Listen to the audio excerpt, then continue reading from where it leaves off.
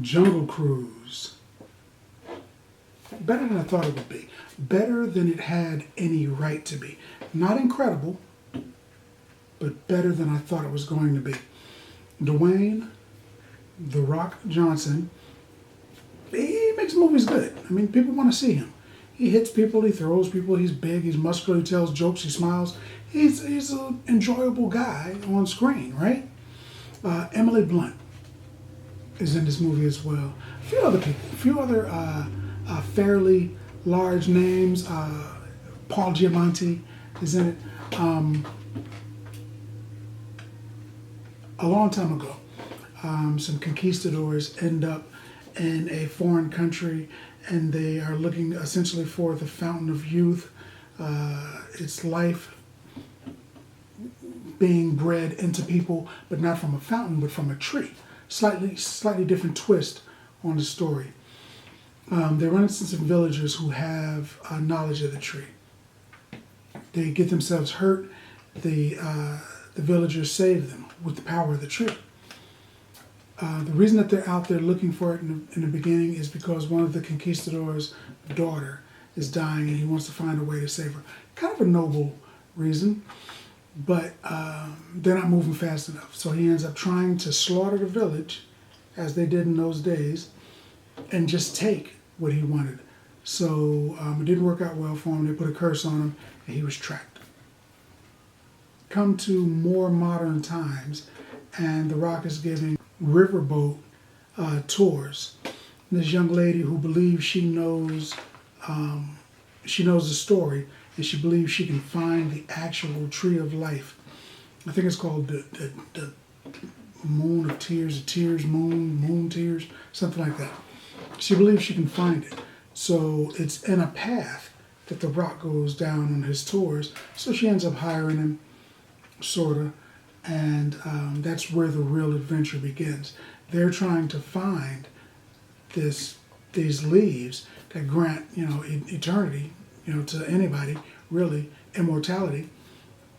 But Rock doesn't seem to believe that it can be found. So he's just basically taking her because he's looking for a paycheck. They're in a jungle, which is a terrible, horrible place. He tells them everything out here wants to kill you and can kill you. So it's dangerous, uber dangerous.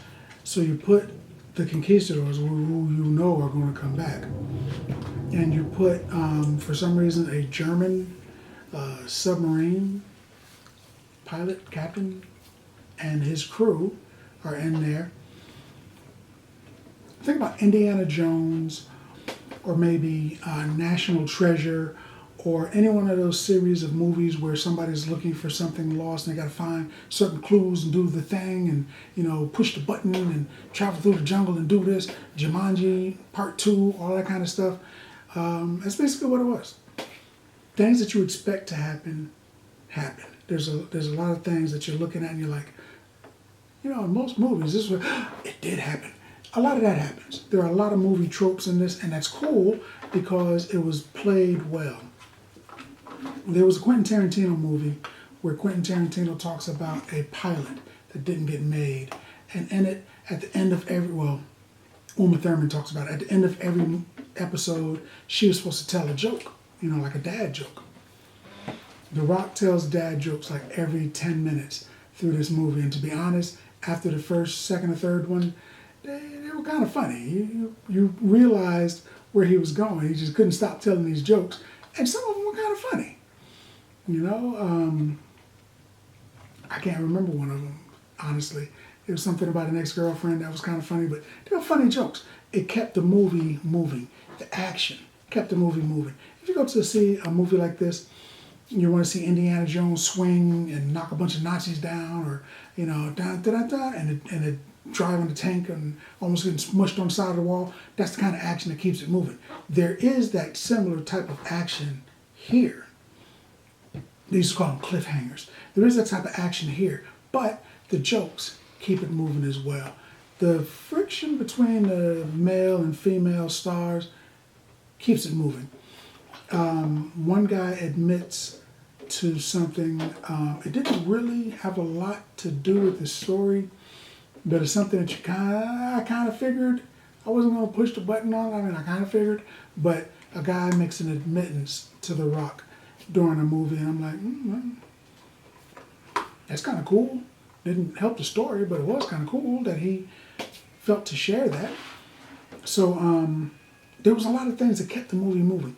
It was not a super big movie, but it was pretty good, just the same. I would give Jungle Cruise a solid 7 bags of popcorn. 7 bags of popcorn, man. That's what I got to think about that. But more importantly, what do you think about that?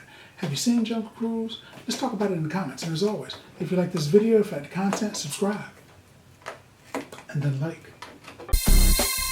Popcorn Passport.